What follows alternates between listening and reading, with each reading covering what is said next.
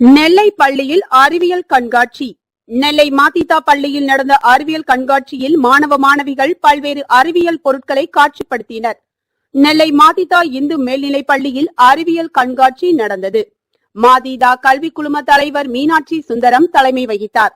செயலாளர் செல்லையா வரவேற்றார். நெல்லை மாவட்ட முதன்மை கல்வி அலுவலர் முத்துசாமி கண்காட்சியில் மாணவ மாணவிகளின் அறிவியல் மாதிரிகளை பார்வையிட்டார்.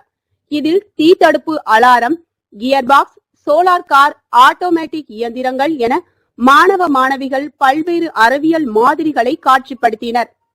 பொருளாளர் ALS சண்முகம், கமிட்டி உறுப்பினர் சுரேஷ், தளவாய் திருமலையப்பன், ஆசிரியர் சொக்கலிங்கம் உள்ளிட்ட பலர் பங்கேற்றனர். பள்ளி தலைமை ஆசிரியர் உலகநாதன் நன்றி கூறினார்.